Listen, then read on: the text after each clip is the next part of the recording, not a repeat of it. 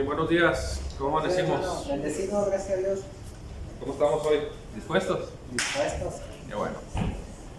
Bien, pues buenos días. Vamos a comenzar nuestro devocional una vez más y pues es un gusto, ¿no? Estar nuevamente compartiendo su palabra, la palabra del Señor, tener la oportunidad de continuar con nuestra serie.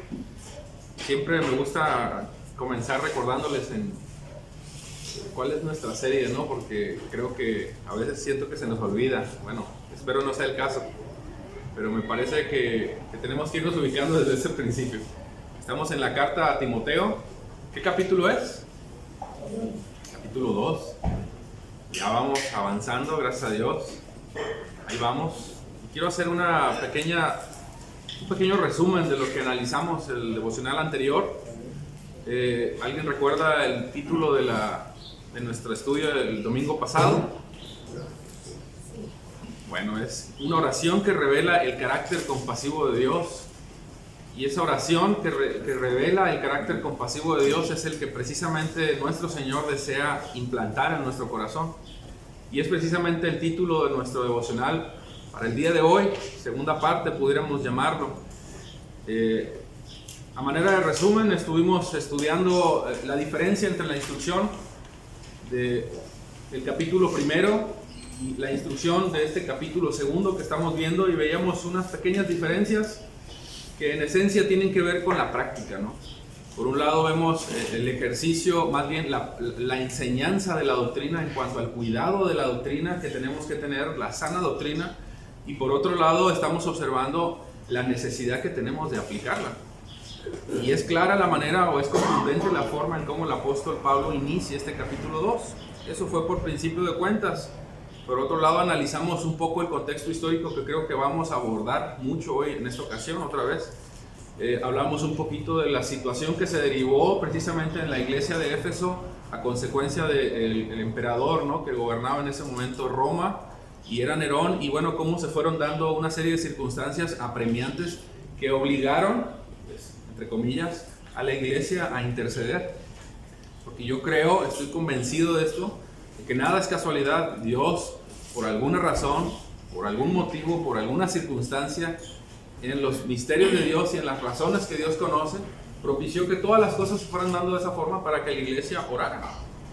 Por otro lado, estudiamos que la oración que Pablo está indicándonos tiene muchas cosas que tenemos que analizar a manera detallada, ¿no? Por un lado habla de una oración, pero habla de plegarias, habla de oraciones como tal, de manera general, pero habla de peticiones, y el ingrediente principal, ¿no?, que analizamos, la acción de gracias como una oración.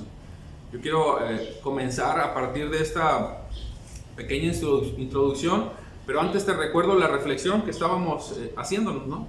Y es precisamente a través de este estudio y a través de esta forma en la que Pablo nos demanda orar, permítame utilizar esa expresión, demanda, porque creo que es la más correcta, una instrucción que se nos demanda, no que se nos pide de manera como si fuera un favor. Y lo expliqué el domingo pasado, ¿no? Es una instrucción que Dios demanda a tu vida y demanda a mi vida. Pero nos preguntábamos, ¿cuándo fue la última vez que oramos por la humanidad, ¿no? Siendo honestos y sinceros en nuestro corazón. Ya lo hacíamos un poquito incluso más sencillo, ¿no? ¿Cuándo fue la última vez que oraste por tu vecino, por tu hermano, ¿no? Bueno, estas preguntas nos dan pauta para poder iniciar precisamente nuestro devocional el día de hoy, porque la instrucción continúa. Por supuesto, yo te quiero recordar que la instrucción va a continuar en todo lo que es la carta a Timoteo, porque la carta a Timoteo es una carta llena de instrucciones, precisamente para un hombre que está pastoreando una iglesia y cuyo propósito es ser instruido precisamente para que lo instruya correctamente. Vamos a ver cómo es instruido precisamente para el trato, por ejemplo, para con los ricos de este mundo, ¿no? O para con los ricos que estaban en Éfeso. Para con los patrones o los jefes, ¿no? En este caso los esclavos, cómo tienen que estar con ellos, cómo tienen que relacionarse con ellos.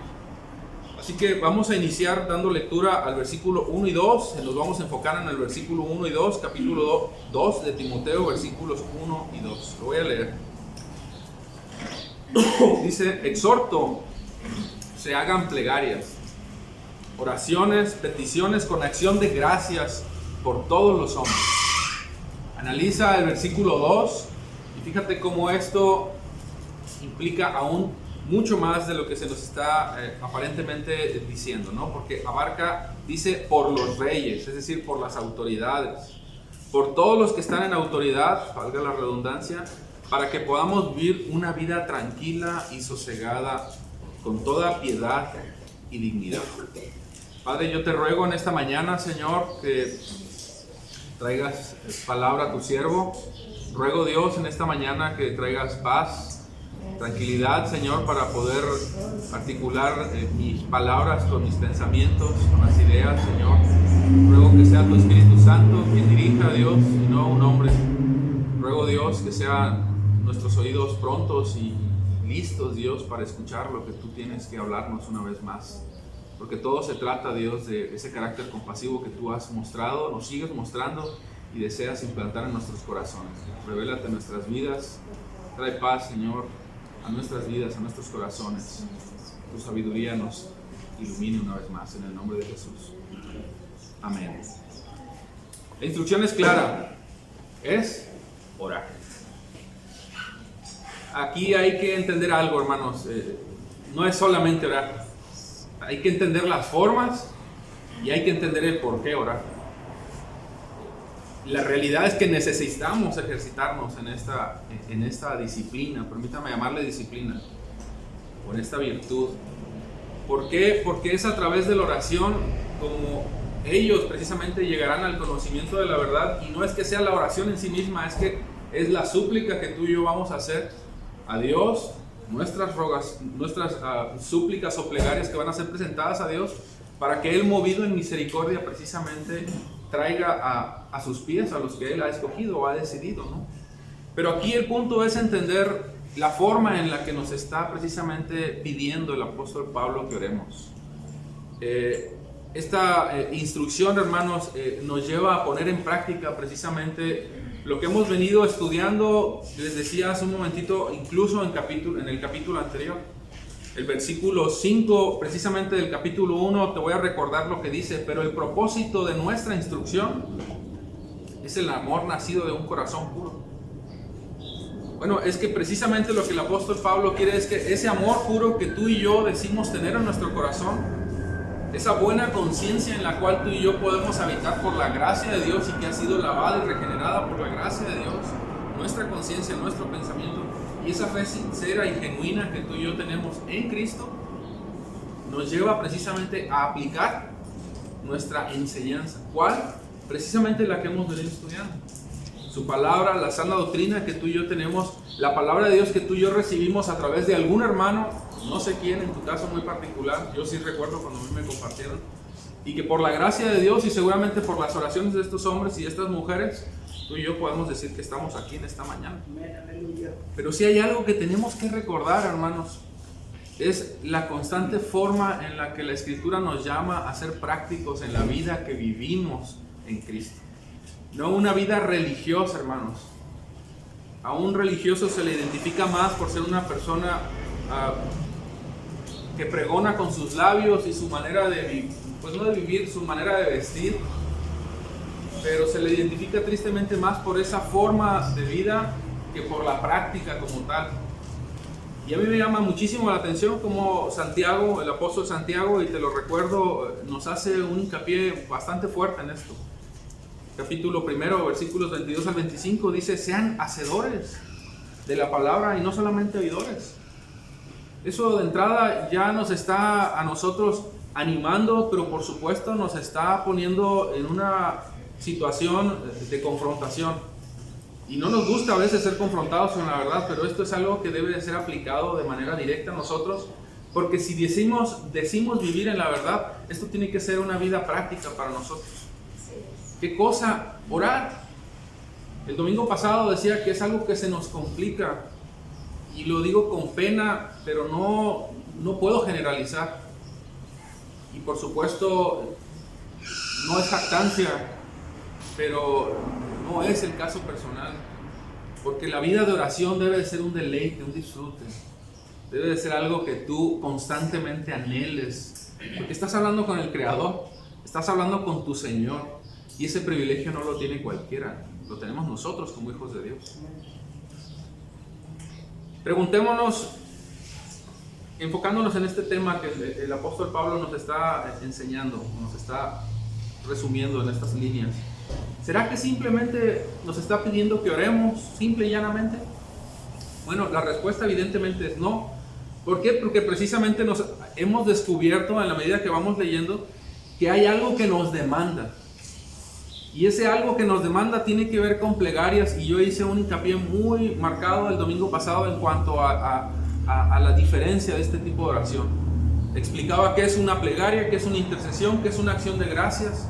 Incluso veíamos otros versículos en otra carta a la iglesia de Éfeso, capítulo 6, no recuerdo el versículo, pero dice que oremos incluso en el Espíritu por todos los santos. Y no es que yo esté definiendo una nueva forma de oración, es que la Escritura misma nos está mostrando que hay formas de orar.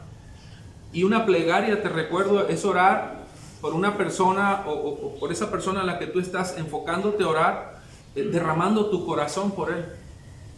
A manera rápida te lo recuerdo, ¿no? Y esa intercesión, que es la que también nos está demandando la Escritura, tiene que ver, de acuerdo al significado de este término, es caer con él. Es decir, en ese lugar difícil en el que él se encuentra, es llegar a ese mismo punto, abrazarlo y orar por él. Una intercesión, incluso de la manera en la que le explica el autor o el diccionario, dice que significa hablar con él en la intimidad, apartarlo y hablar con él en la intimidad. No sé si usted lo ha notado, pero yo lo he vivido y lo hemos vivido a lo mejor algunos otros. Muchas veces el pastor platica, ¿no?, de manera personal, y tú te darás cuenta que no es un lugar donde están todos reunidos, se va a un lugar apartado. Bueno, eso es interceder. Seguramente hay una instrucción, hay una corrección, hay una oración en ese momento, y tiene como propósito precisamente entrar en este punto, que es lo que está diciendo el apóstol Pablo. ¿Qué cosa? Motivarnos, empujarnos, constreñirnos, animarnos, que es exactamente lo que el apóstol Pablo está haciendo. Exhorto pues ante todo que se hagan plegarias, dice la nueva Biblia de las Américas. La Nueva Traducción Viviente dice, en primer lugar, fíjate la forma en la que lo define. O sea, yo sé que hay muchas cosas que hay que hacer, pero esto es algo muy importante, esto es prioritario. Te ruego, y ese te ruego es una orden, hermanos. Más que una súplica, es una orden. El apóstol Pablo, antes de terminar la carta, de esta primera carta a Timoteo, le dice, te ruego guardes la instrucción solemnemente que te he encargado, es decir, con toda dignidad. Te pido, te exijo, te demando. O sea, no es algo si quieres, si puedes, no. En primer lugar tienes que hacerlo. Exhorto ante todo se hagan rogativas oraciones. Date cuenta cómo el apóstol Pablo nos está llevando al punto de interceder, de orar, pero de orar de una manera tan genuina, tan profunda, tan íntima en favor de estas personas a las cuales se está refiriendo la Escritura, que tiene que ver con la humanidad y por nuestras autoridades. Y ese punto hay que analizarlo, porque por supuesto tenemos que entender por qué tenemos que orar por nuestras autoridades. Y honestamente, yo no sé cuántos de ustedes lo hagan, pero yo le animo a que haga una introspección en su corazón y medite, honestamente. ¿Hace cuánto no ora usted por sus autoridades? Por sus diputados, por nuestro presidente. A lo mejor, si usted indaga un poquito más en su corazón, se dará cuenta de que lejos de orar, se queja más de ellos, ¿no?, a través de las cuentas. O lejos de orar, espero no es el caso, pero me ha tocado ver el caso. Hay insultos incluso, ¿no?, personas que veo en las cuentas, todas las cuentas que existen. Y eso no debe de ser así, porque la instrucción es orar por ellos. La instrucción que se nos demanda es interceder por ellos. De hecho, me gusta mucho la forma, cómo lo instruye, y te leí hace un momentito el capítulo 5, versículo 22, ¿no? Te ordeno solemnemente, en presencia de Dios y de Cristo Jesús de los ángeles altísimos que obedezcas esta instrucción. Tú y yo tenemos esa demanda de parte de nuestro Señor. Pero hermanos, no solamente es orar, necesitamos entender la clase de oración que Dios nos está demandando, porque esa clase de oración representa una ofrenda, representa una adoración, representa una súplica genuina a Dios que culmina precisamente como una ofrenda. ¿Por qué? Porque estamos derramando nuestro corazón en favor de ellos. ¿Y por qué vamos a pedir? ¿Por qué vamos a orar por ellos? Bueno, precisamente por lo que necesitan y lo que tú y yo necesitamos aún estando en Cristo. Salvación. Ciertamente la salvación es nuestra en Cristo Jesús, pero en algún momento de nuestras vidas nosotros nos vimos en una situación de desesperanza, de frustración, una vida sin Cristo, y es precisamente por eso por lo que tenemos que orar. No es para que legislen en nuestro favor, no es para que legislen o hagan las cosas de tal manera que tú y yo podamos vivir pacíficamente y tranquilamente, como dice la Escritura, que en efecto lo es, pero eso es una consecuencia. El punto se trata de la salvación de ellos. La oración que Pablo demanda en nuestras vidas, hermanos, no tiene que ver con un simple trámite, una rutina o una simple oración sencilla. Orar, por decir de alguna manera, simple y llanamente. De hecho, orar no es simple, ¿no? Es algo hermoso. Orar significa invocar a Dios. Bueno, la forma en la que vamos a invocar a Dios, en favor de ellos, tiene que ver con esa súplica, tiene que ver precisamente con ese ruego, con derramar nuestro corazón delante de Dios pidiéndole: Señor, ten misericordia.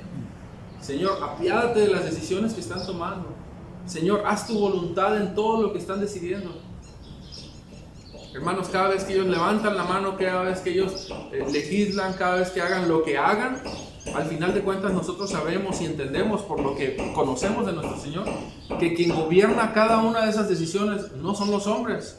Aun y cuando hay una gran mayoría y lo decidan ellos, la realidad es que Dios tiene un propósito en todo lo que se está manejando en ese lugar, lo se está decidiendo.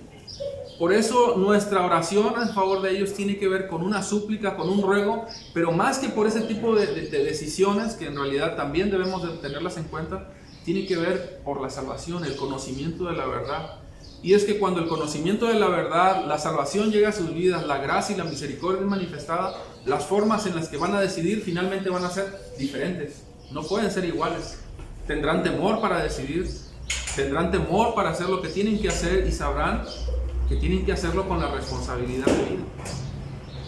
Me llama también muchísimo la atención que este tipo de oraciones que el apóstol Pablo señala tienen que ver en el ejemplo práctico de la iglesia primitiva con una oración pública, es decir, todos como iglesia,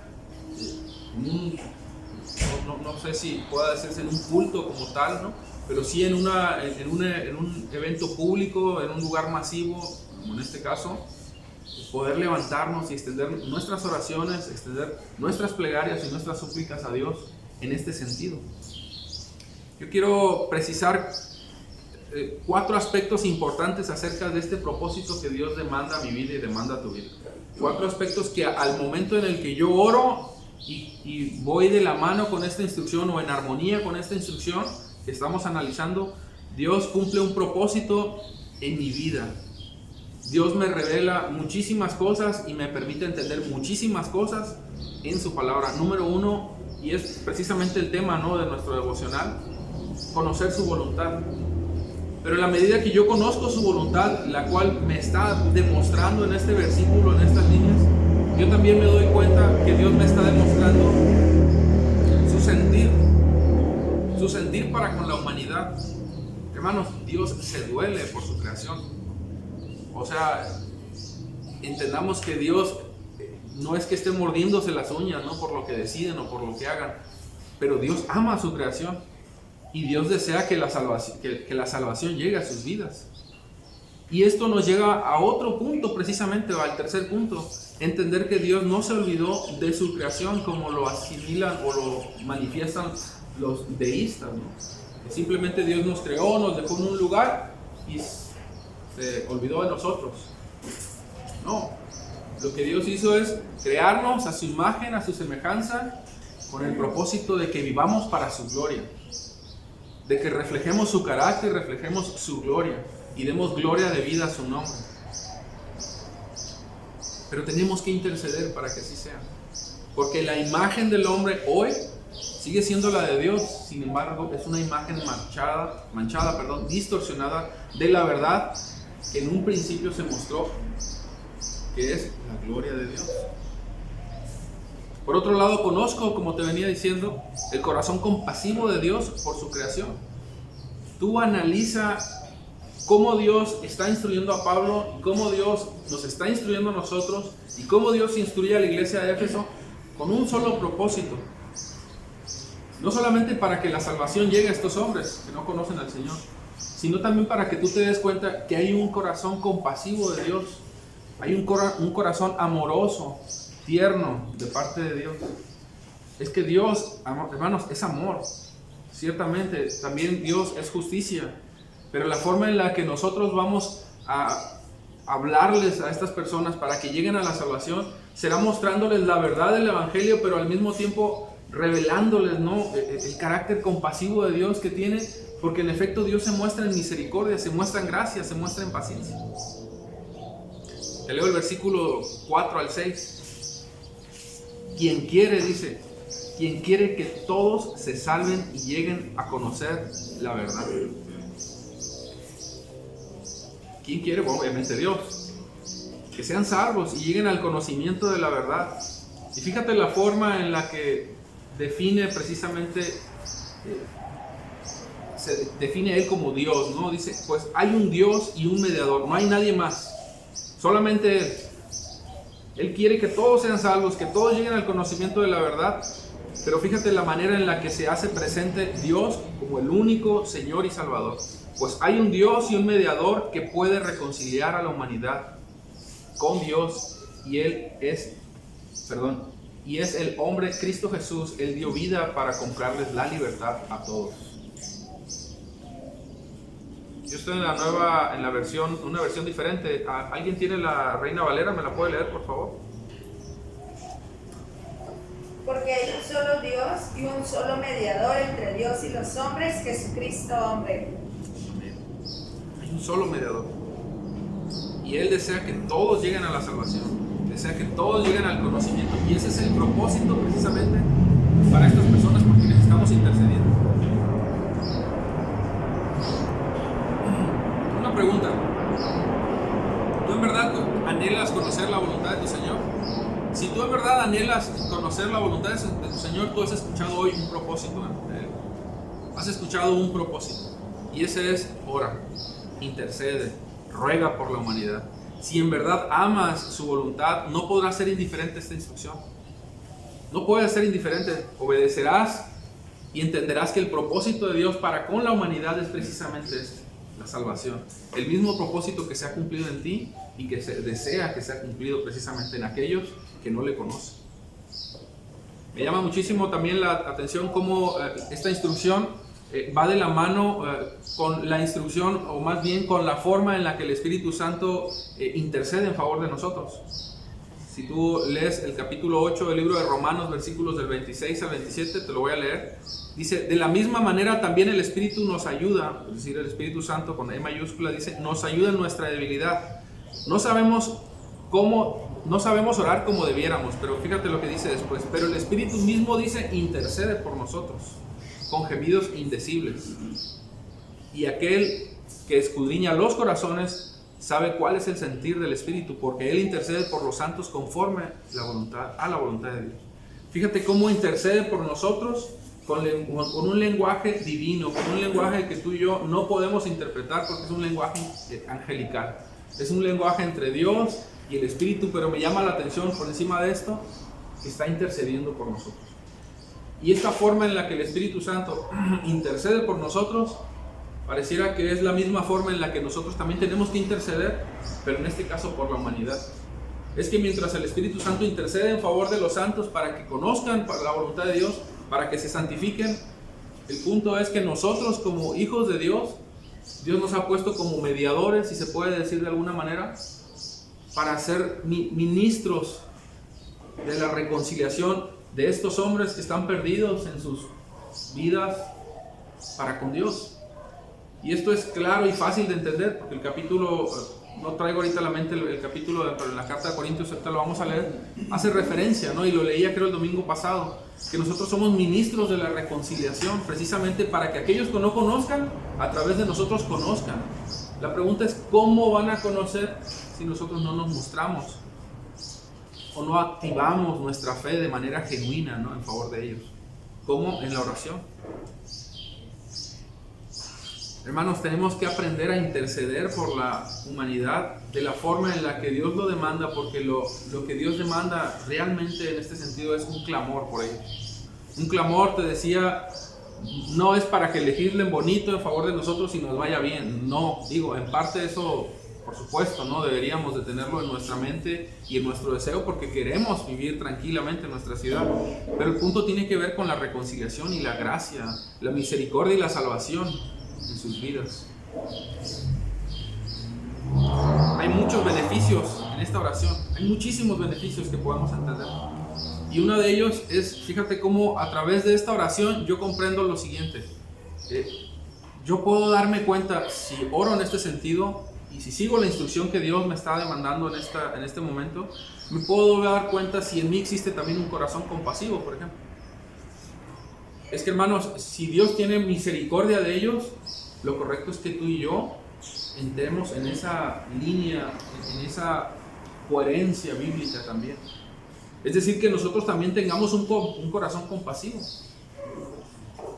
¿Será que acaso, lejos de tener un corazón compasivo, somos fríos o somos indiferentes a esta verdad que se nos instruye? Otro de los beneficios que podemos ver en esta instrucción es que nos podemos preguntar, bueno, entonces, si no lo estoy haciendo, me puedo preguntar qué tan alineado estoy a la voluntad o al deseo de Dios. Porque esto, hermanos, es un deseo de Dios para ti y para mí. Que lo ejercitemos, que lo hagamos. Y por supuesto, lo decía hace un momento y lo reitero, ¿no? ¿Qué tan coherentes somos con la verdad que predicamos en nuestras vidas? Tú y yo somos el producto, el fruto de muchas oraciones, hermanos, para que tú y yo estemos aquí. De hombres y mujeres compasivos, con un carácter compasivo, con un entendimiento genuino de la verdad, para que tú y yo podamos en esta mañana estar aquí. Hubo hombres y mujeres que oraron, intercedieron por nosotros. Ni cuenta te diste tú, seguramente. Yo quiero recordarte la clase de hombres por las que estas personas, estos hermanos en Éfeso tuvieron que orar. Te recordaba el emperador Nerón, ¿no? Un hombre despiadado, cruel, blasfemo, perseguidor. Pero date cuenta la autoridad que en este caso representaba a Roma en ese momento. Llegó al trono envenenando a su medio hermano británico, y una de las ejecuciones más despiadadas de las que a él se le recuerda tuvo que ver precisamente con la multitud de cristianos que mandó a ejecutar. Pero una de ellas, la que más se le recuerda, de acuerdo a los autores y a los historiadores en ese entonces, tiene que ver con la ejecución de su propia madre. Date cuenta el tipo de autoridad, ¿no? con el que estas personas, nuestros hermanos, tenían que tratar.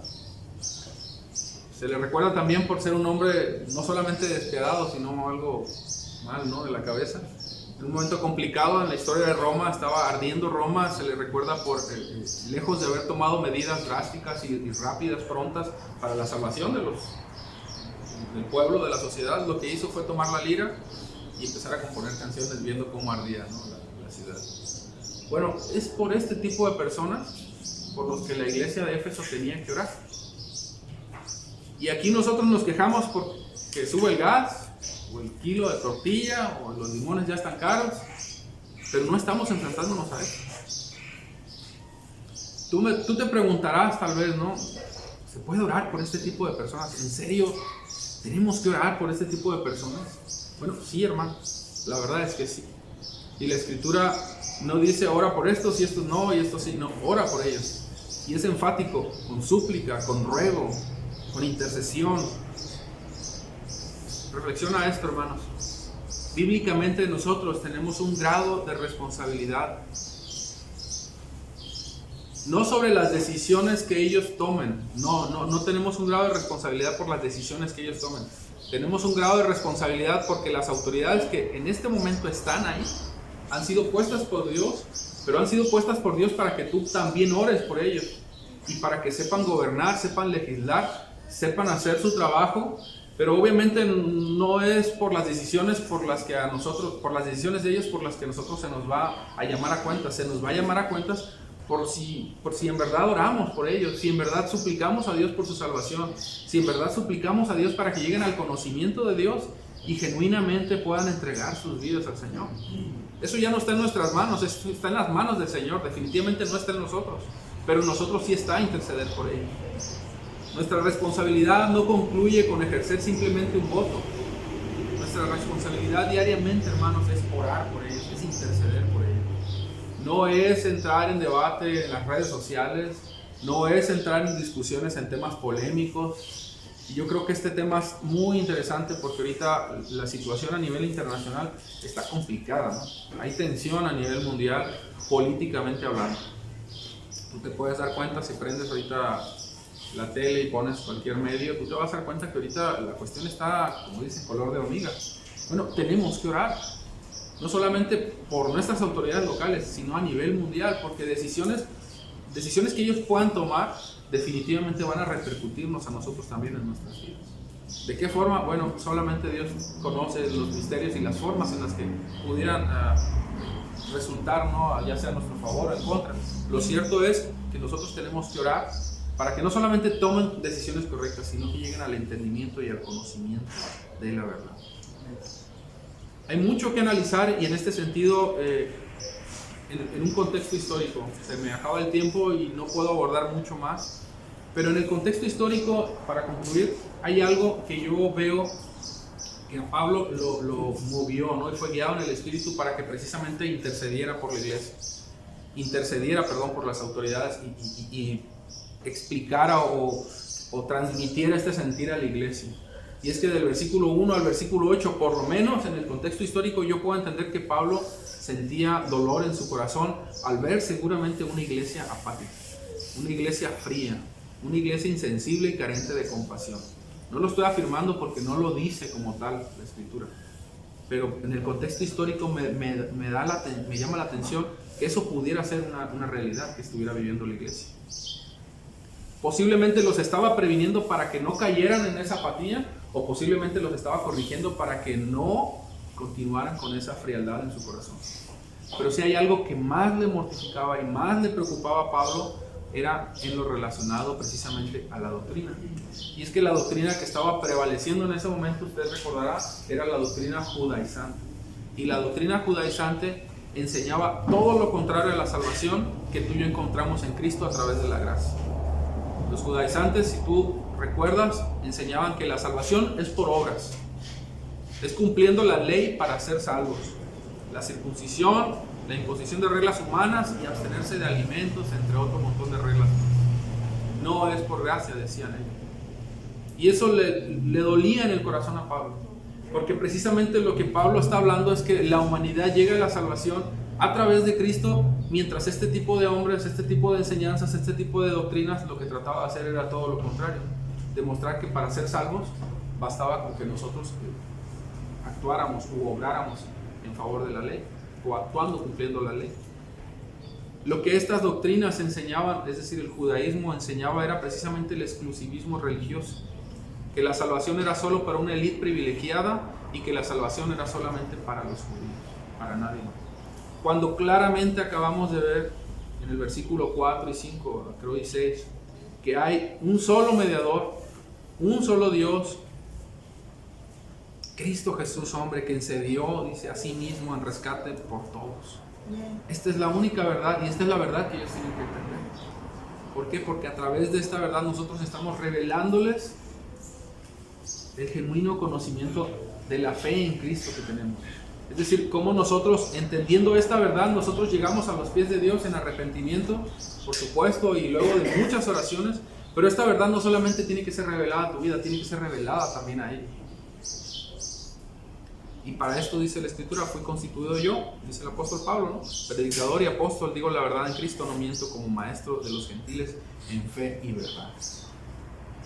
Hermanos, no podemos nosotros ser indiferentes a esta verdad, a esta demanda, a esta instrucción.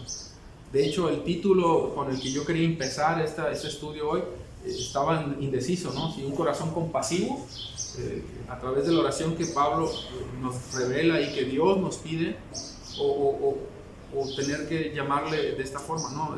Prohibido ser indiferentes. Prohibido ser indiferentes. No podemos ser indiferentes. Tenemos que mostrar la salvación que viene solamente a través de Cristo, y la única manera en la que nosotros vamos a mostrarles la salvación a estas personas, que pueden ellos recibir, y la gracia que pueden recibir y la misericordia que pueden recibir a sus vidas, va a ser a través de nuestras vidas, viviendo vidas piadosas, justas, dignas delante de Dios. Y créanme, no va a ser a través de los medios, no va a ser a través de los medios, ni mucho menos discutiendo en las redes sociales, como ellos llegarán al conocimiento de la verdad. Es en oración, es rogando por ellos, es suplicando. Y nuevamente te pongo esto en tu corazón. Reflexiona, ¿cuándo fue la última vez que lo hiciste? Y si no lo has hecho, yo te pido, yo te suplico, te instruyo, de la misma manera en la que yo he sido instruido. Ora por ellos, intercede por ellos. Amén. Necesitamos orar. Padre, gracias, Señor.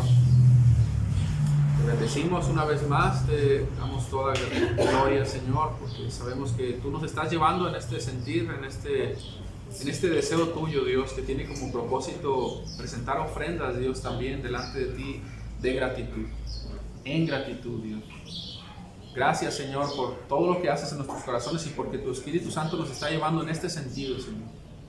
Aprender a orar por nuestro prójimo, a entender y conocer el lado compasivo tuyo, Dios, y que esa compasión que tú tienes por ellos también sea implantada en nuestros corazones, para que también podamos nosotros orar, interceder por ellos, para que llegue el conocimiento de la verdad en sus corazones. Gracias te doy una vez más, Señor. Te ruego y te suplico que esta palabra quede en nuestros corazones y se haga una verdad práctica, no una verdad que llevemos solamente en nuestra mente.